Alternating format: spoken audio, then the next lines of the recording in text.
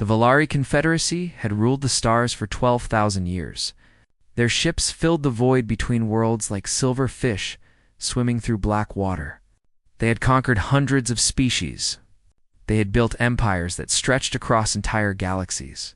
No one challenged the Valari. No one dared. Then the Zithran Collective came. The Zithran were different from anything the Valari had faced before. They were a hive mind, millions of creatures thinking as one. Their ships were grown, not built. Their weapons fed on fear itself. When they attacked, entire planets went silent. Not destroyed, just empty. The people simply stopped existing. Ambassador Kethvorin stood on the observation deck of the diplomatic station called Harmony's Edge. He was old, even by Valari standards. His 4 eyes had seen 3 wars. His 4 hearts had beaten through centuries of peace and conflict. But he had never seen anything like this. Through the massive windows, he watched refugee ships pour through the transit lanes. Thousands of them. Millions of beings fleeing from worlds that no longer existed. Children who would never see their homes again. Parents who had lost everything. The Zithran had already destroyed 3 colony worlds. Not conquered, destroyed, 40 billion souls. Gone in the span of a week, and the Valari response fleet was still 7 cycles away. Kethvorin Shad approached him with quick, nervous steps. The young female's scales had turned pale with stress. "Ambassador," she said, "we have received an unusual request." "Everything is unusual these days," Kethvorin replied without turning from the window. "What is it?" "A ship has arrived at the edge of the system. They are requesting emergency docking permissions." "Refugees?" "No, sir." The 8 hesitated. "They are human." Kethvorin finally turned. His mandibles clicked in surprise. Humans. He had heard of them, of course. Everyone had heard of them. A young species from a small world in an unremarkable corner of the galaxy.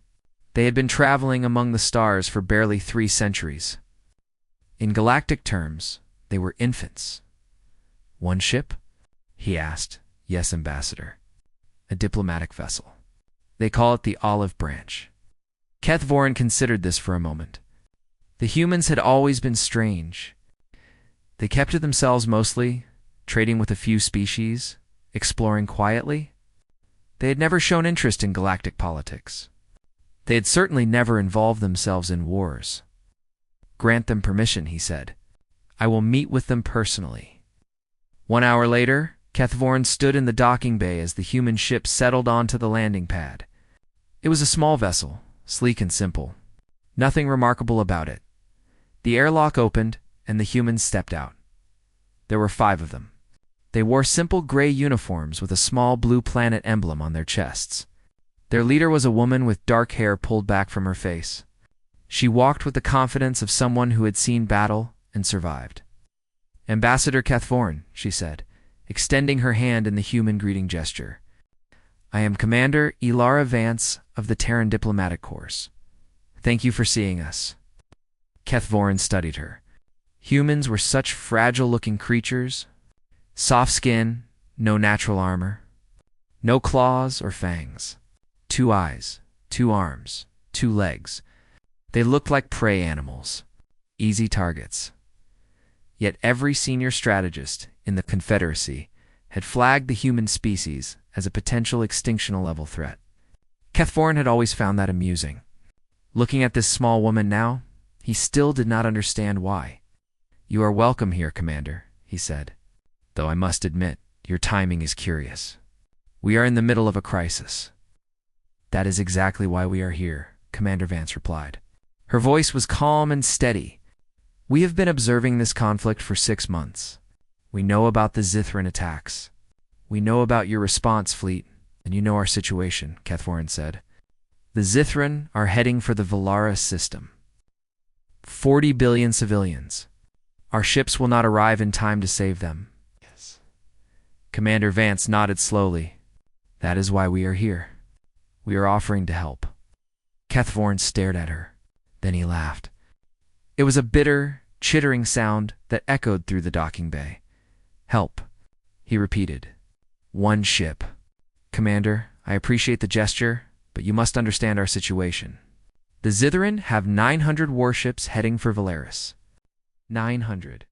Your species has been spacefaring for barely 3 centuries. You have no fleet. You have no experience with war on this scale. What could you possibly offer against a Zithran armada? Commander Vance did not seem offended. She did not seem surprised. She simply smiled. It was not a comforting expression. Ambassador, she said quietly, we would like to show you what happens when humanity stops being diplomatic. Keth Voren felt something strange. A cold sensation running down his spine. He had felt it before, long ago, when he was young and foolish and had wandered too close to a predator's den. It was the feeling of being watched by something dangerous. But that was ridiculous. This was just a human. A small, soft, fragile human. What exactly are you proposing? He asked. We have sent a message to Earth, Commander Vance said. A ship is on its way. A warship. It will arrive in 72 hours. 1 warship, Keth Voren said flatly. Against 900, 1 warship, she confirmed. Commander, I do not wish to be rude, but this is madness. Even if your ship were the most powerful vessel ever built, it could not stand against those numbers. You would be sending your people to die for nothing. Commander Vance looked at him with those strange human eyes. 2 eyes, soft and round, yet somehow harder than any Valari steel. Ambassador, she said, do you know why humanity has never involved itself in galactic conflicts? Because you are wise enough to know your limitations. No. She shook her head. Because no one has ever given us a reason to get involved. The galaxy has its wars. Species rise and fall. Empires are born and die. We watch, and we wait, and we stay out of it. She stepped closer. Keth Voren found himself taking a step back. But 40 billion innocent people are about to die, she continued. 40 billion. And we cannot stand by and watch that happen. We will not stand by. You will die, Keth Voren, said Commander Vance, smiled again. This time, it was different. This time, there was something ancient in her eyes. Something hungry. Ambassador, she said softly. Humanity has spent its entire existence being told what it cannot do. We have been told we cannot survive. We have been told we cannot grow. We have been told we cannot reach the stars. Every single time we have proven the universe wrong. She turned and looked out the window at the endless void of space. 1 ship is coming, she said. And when it arrives, the Zithran will learn what every predator on Earth learned millions of years ago. What is that? Keth Voren asked. Commander Vance turned back to him. Her smile was gone. Her face was stoned. Humans do not know how to quit. The news spread through Harmony's Edge like fire through dry grass. The humans were getting involved. A warship was coming. 1 warship against 900? Most of the station's inhabitants laughed when they heard it. Others shook their heads in pity. A few simply ignored the news entirely. What did it matter? 1 ship was nothing. The humans were committing suicide, and everyone knew it. But some people did not laugh. Some people remembered the old reports, the classified files, the warnings that had circulated among military commanders for decades. Those people did not laugh at all. Junior analyst Yevmora was one of them. She was young for a Valari, barely 200 years old. She had spent her entire career studying alien species, trying to understand how they thought and why they acted the way they did. Most species were predictable. They followed patterns. They made logical choices. Humans did not follow patterns. Humans made no sense at all. Yevmora had read every report about Earth that she could find. She had studied their history, their culture, their biology. The more she learned, the less she understood. And the more afraid she became, she found Commander Vance in the observation lounge on the station's upper level. The human woman was alone, sitting in a chair near the window, staring out at the stars. She looked peaceful, calm, like someone who had already made peace with death. Yevmora approached slowly. Her hearts were beating fast. She had never spoken to a human before. Commander Vance? She said. The human turned. Her eyes were tired but kind. Yes, my name is Yevmora. I am a junior analyst with the Confederacy's Cultural Studies Division. I study alien species. I study humans. Commander Vance raised an eyebrow. That sounds like an interesting job. It is confusing, Yevmora admitted. She sat down in the chair across from the human. Your species confuses me greatly. We confuse ourselves sometimes, Vance replied with a small smile. Yevmora leaned forward. She had to ask. She had to understand. Commander, I have studied your species for my entire career. I have read your history. I have analyzed your biology. And I cannot understand one thing. What is that? Why are you classified as a threat? Commander Vance tilted her head. Excuse me? Every senior strategist in the Confederacy has your species flagged as a potential extinction-level threat, Yevmora explained. The highest classification we have. It is reserved for species that could destroy entire civilizations. Species like the Zithron. She gestured at Vance with one of her forearms. But look at you. Your technology is inferior to ours. Your bodies are fragile. You have no natural weapons. No armor, no claws or venom. You cannot regenerate limbs. You have no telepathy, no telekinesis, no special abilities of any kind. By every measure, you should be prey. Yevmora shook her head in frustration. So why? Why are you considered dangerous? Commander Vance was quiet for a long moment. She turned back to the window and looked out at the stars. Do you know what persistence hunting is? She asked. Yevmora's translator device hummed as it processed the words. Then it made a confused sound. The term does not compute. Please explain. On Earth, before we built cities, before we made tools, humans survived by hunting, Vance said. But we were not like other predators. We were not fast enough to catch our prey. We were not strong enough to fight them. We had no claws, no fangs, no venom. She paused. So we did something different. We followed them. We would pick an animal and start walking after it. The animal would run away, of course. It was faster than us. It would escape easily. Vance turned to look at Yevmora. But then we would keep walking. We would follow its tracks. We would find it again. And it would run again. Yevmora felt a strange chill creeping across her scales. I do not understand. How is this effective? Because we never stopped, Vance said. Hours passed.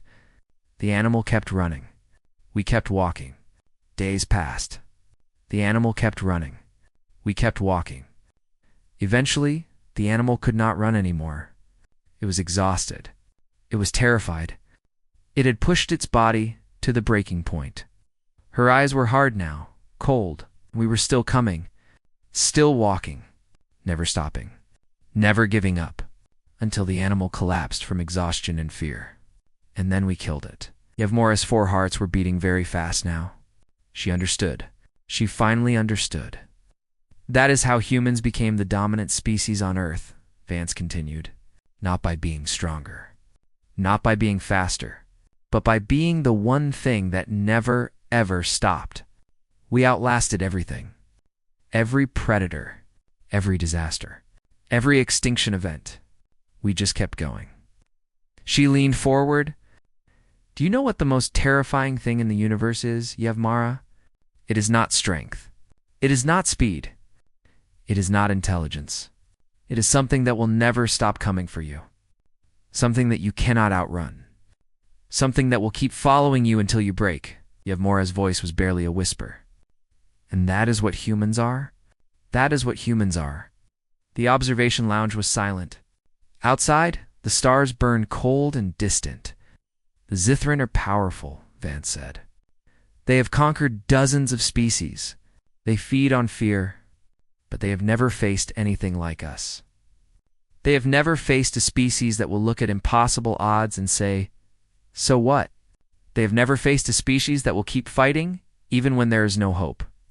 Even when logic says to surrender, stood up and walked to the window.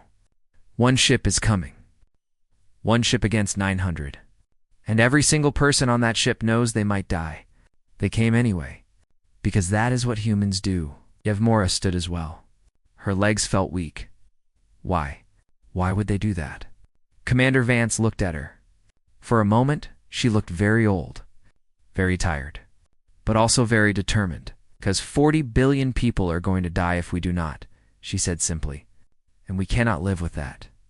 We cannot watch innocent people die and do nothing. It is not in our nature. She smiled sadly. We are a stupid species, Yevmora. We care too much. We fight battles we cannot win. We die for people we have never met. We throw ourselves into the fire to save strangers. Her voice dropped to a whisper. But sometimes, just sometimes, we win battles we should have lost. We survive things we should not have survived. We do the impossible because no one told us it was impossible. 3 hours later, the station's sensors detected a massive energy surge at the edge of the system. Space itself seemed to tear open like a wound. Yevmora was on the observation deck when the human warship emerged from the rift. She looked at it. She looked at the readings. She felt her foreheart stop. The Terran Warship had arrived, and suddenly she understood why humanity was classified as an extinctional-level threat. The ship that tore through the fabric of space was unlike anything the galaxy had ever seen. Ambassador Kethvorin stood frozen on the observation deck, his 4 eyes wide with shock. Around him, technicians and officers scrambled to make sense of the readings flooding their screens. Alarms were ringing. People were shouting. But Kethvorin could not move. He could only stare. The Terran warship hung in the void like a beast waiting to strike. It was not beautiful. Valari ships were beautiful, curved and elegant like silver birds. Zithron vessels were terrifying, covered in organic spires that looked like bones and teeth. But this human ship was neither beautiful nor terrifying. It was brutal, nearly 4 kilometers long. The warship was built from hard angles and sharp edges. It looked like a blade, or perhaps a fist. There was no elegance in its design, no art. It had been built for one purpose, and one purpose only: destruction. What is it called? Kethvorin asked, his voice barely above a whisper. A technician checked her screen. They call it the Unconquered Sun, Ambassador. The Unconquered Sun. Kethvorin rolled the name around in his mind. It suited the vessel. There was something stubborn about it. Something defiant. Yevmora appeared at his side. She was shaking. Ambassador, these readings cannot be accurate. What readings? The power output. She held up her data pad with trembling hands. The ship is generating energy levels that should be impossible. It is running a contained stellar reaction. Kethvorin blinked. A what? They call it fusion, Yevmora said. They are harnessing the power of a star. Inside their ship. That is insane. That is completely insane. The ambassador said nothing. He was beginning to understand why the humans had been so confident. A communication signal crackled through the station's speakers. A human male's voice, deep and weathered but full of iron resolve. This is Admiral Marcus Cole of the Terran Defense Force vessel, Conquered Sun. We are aware that our involvement in this conflict was not requested by all parties. Frankly, we do not care. 40 billion civilians will not die while humanity has breath and steel. The voice paused for a moment. When it continued, it was harder, colder. To the Zithran Collective, I offer you one chance. One opportunity to withdraw your forces and end this war. I suggest you take it. Kethvorin let out a slow breath. The human admiral spoke like someone who had already won, like someone who had no doubt in his mind about how this would end, but the Zithran were not.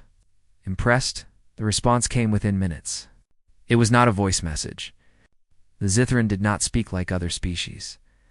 They communicated through telepathy, broadcasting their thoughts directly into the minds of those around. The message slammed into every mind on the station like a hammer. One ship. The mammals send one. Ship. This is their great intervention. This is their mighty fleet. The telepathic voice was full of contempt. Full of hunger. We have crushed empires. We have devoured civilizations. We have turned worlds to ash and silence. and they send one ship. The presence withdrew for a moment. Then it returned, and this time there was cruel amusement. Mixed with the contempt, let them come. Let them witness what true power looks like. Let their extinction be a lesson to all. Who would oppose the collective? Kethvorin felt sick.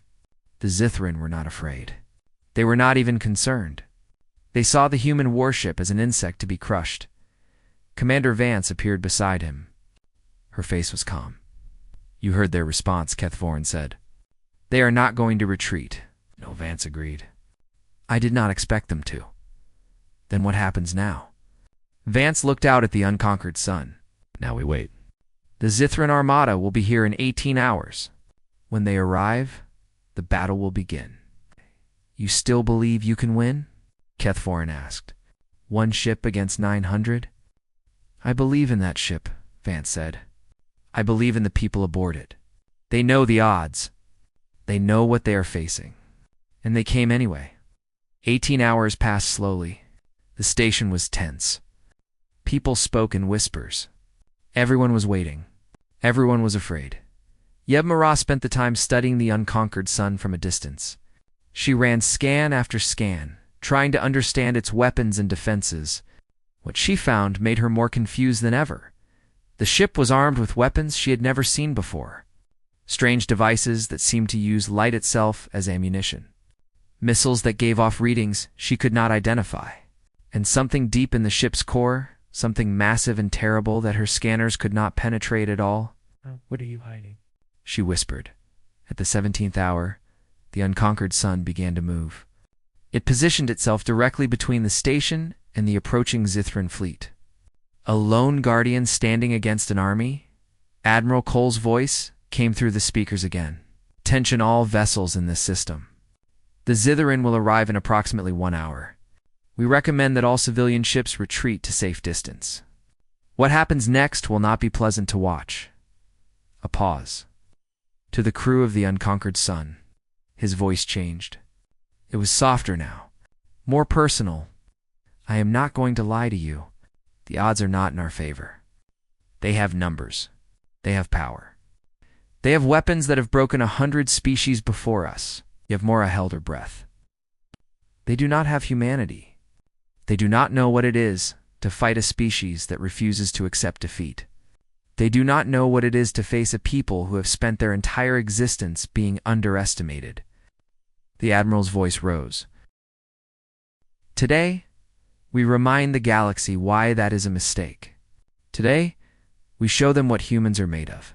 Today, we fight not for glory, not for revenge, not for power. We fight for 40 billion people who have never heard of Earth and never will. We fight because it is right, because it is necessary, because someone has to stand in the darkness and say no more. His voice was thunder now. We did not come here to survive. We came here to win. All hands to battle stations. The Zithran think they know fear. Let us teach them what that word really means. 1 hour later, the Zithran armada dropped out of hyperspace. 900 warships, carriers the size of cities, destroyers bristling with weapons, dreadnoughts that could crack planets in half. Against them stood one Terran vessel. 4 kilometers of steel and fury, one ship and 6,000 human souls. The battle for the Valaris system was about to begin, and the galaxy would never be the same again. The Zithran struck first. 900 ships moved as one. The collective did not need to communicate with words or signals. They were a hive mind, millions of creatures thinking together, acting together. When they attacked with perfect coordination. But before a single weapon was fired, they unleashed their most terrible power. The psychic assault hit the unconquered sun. Like a tidal wave. On the observation deck of Harmony's Edge, Yevmora felt it wash over her. Even at this distance, even through the station's shields, the echo of it made her fall to her knees. Images flooded her mind. Darkness, despair, a crushing sense of hopelessness that squeezed. Her heart's like a giant's fist. She had read about the Zithran's psychic weapons. They did not just damage ships. They broke the minds of their enemies. They made entire crews surrender without firing a shot.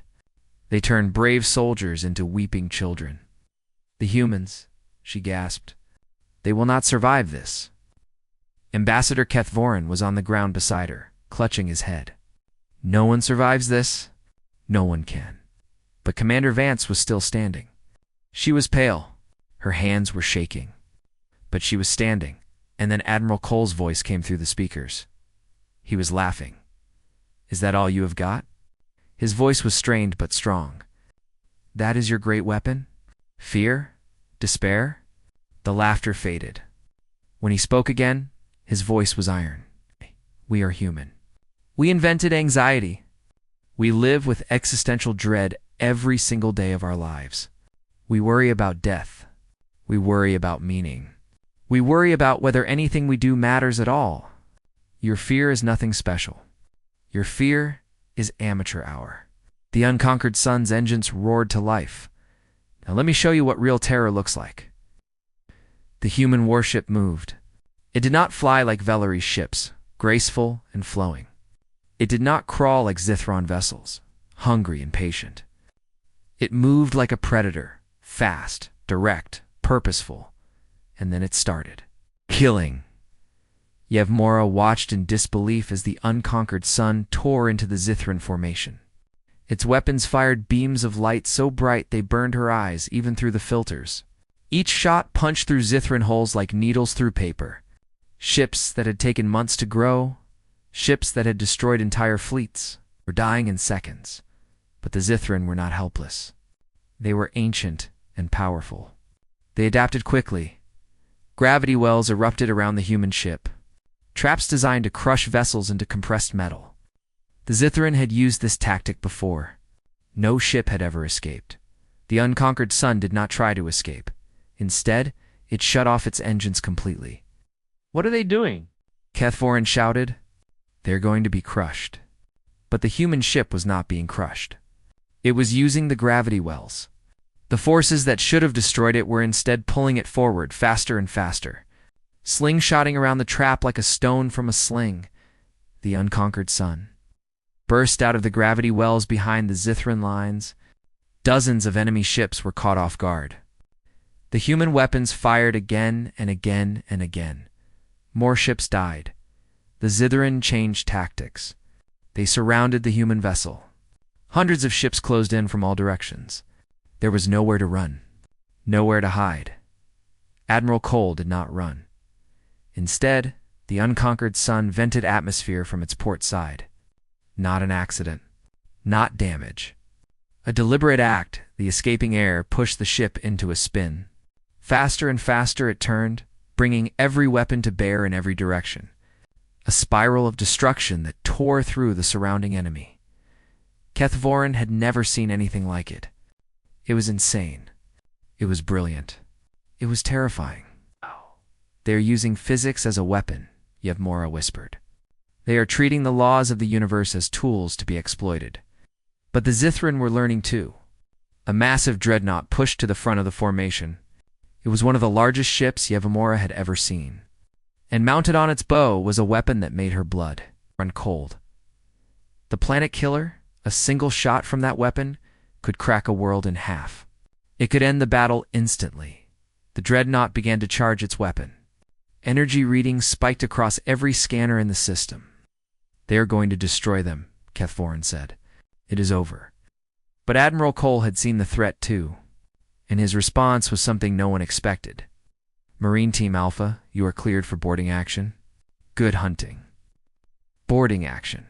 In the middle of a space battle, against a ship the size of a small moon, the unconquered sun launched dozens of small pods. They were barely visible against the darkness of space. Inside each pod was a squad of Terran Marines. Yevmora watched them fly across the void.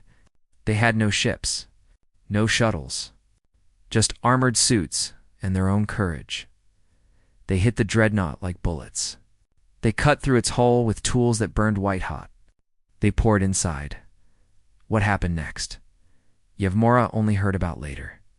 The Marines fought their way through the Zithron ship, killing everything in their path. They found the weapon control center. They planted explosives. The planet killer exploded from the inside. The dreadnought died screaming, torn apart by its own weapon. But the cost was high. Of the 200 Marines who boarded, only 37 made it back to the unconquered sun. The others did not retreat. They did not surrender. They kept fighting until their last breath.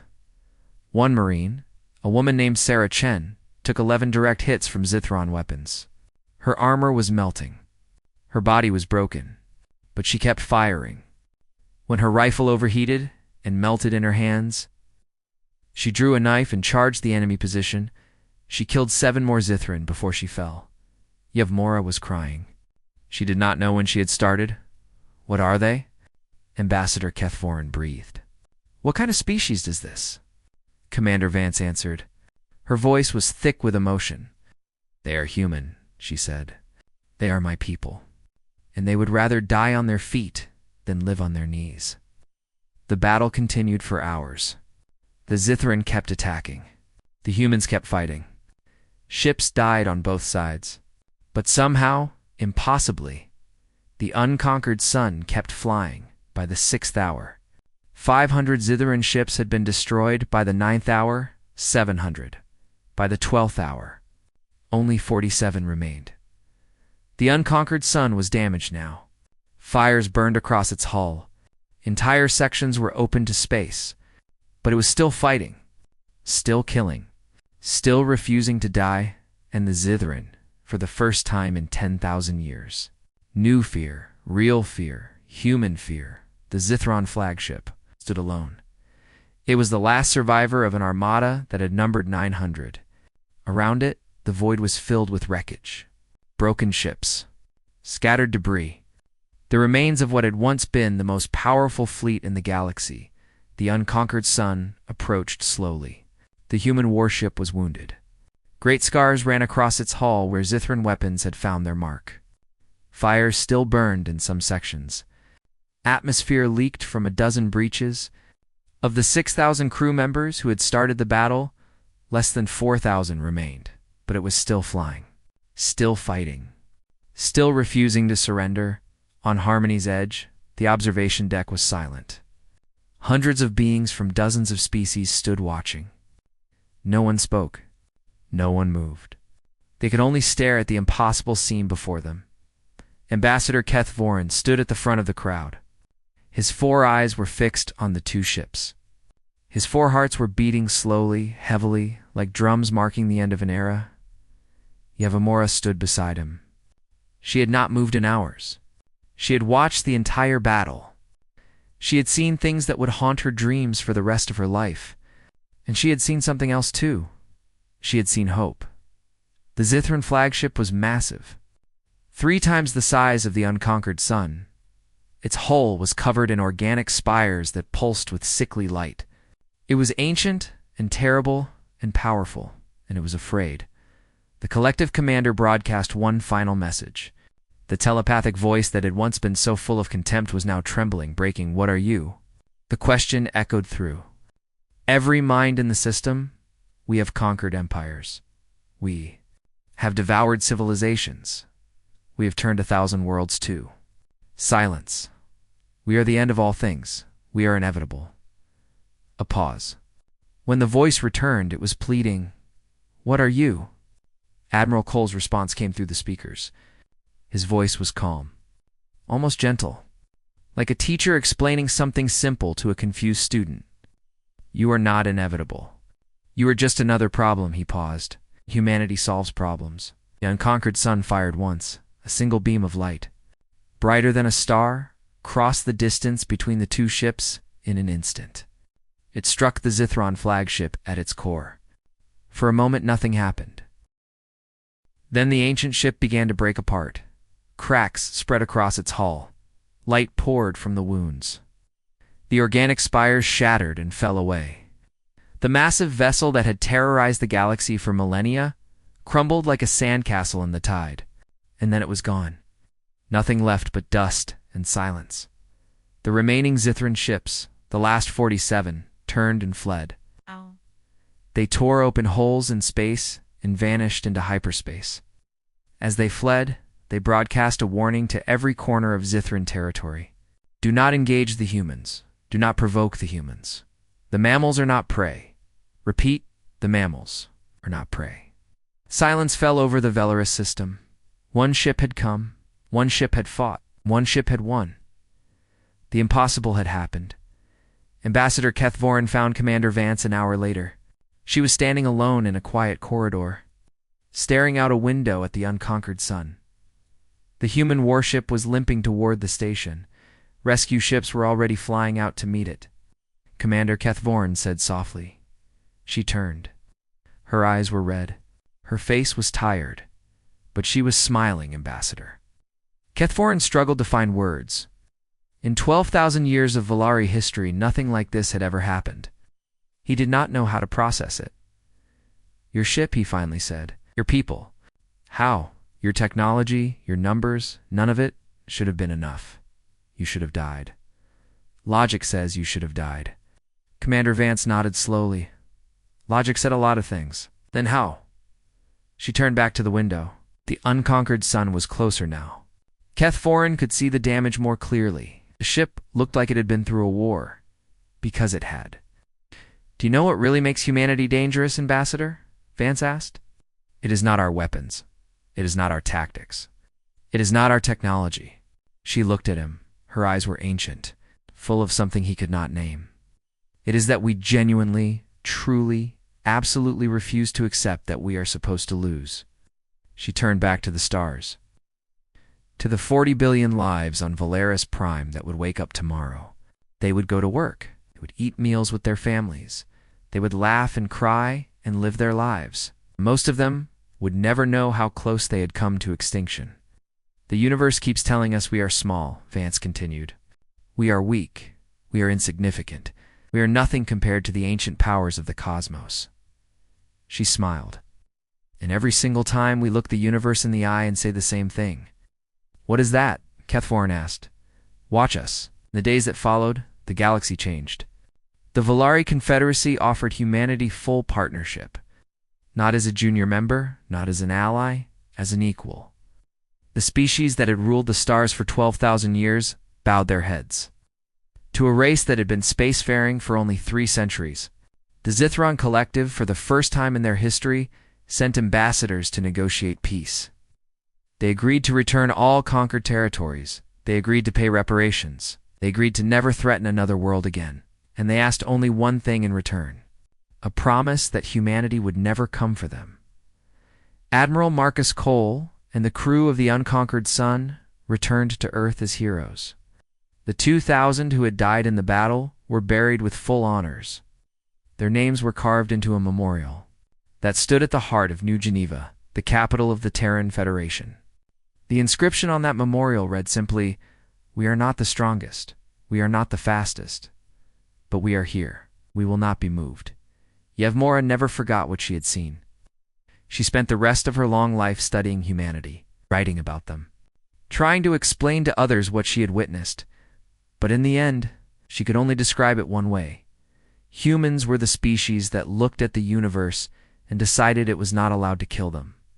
They were the species that faced impossible. Odds said, so what? They were the species that would rather die standing than live kneeling. They were terrifying. They were inspiring. They were impossible. And across the galaxy, in bars and meeting halls and ships and stations and palaces and slums, beings of every species began to whisper a new phrase, "Beware the Terrans, do not know how to surrender."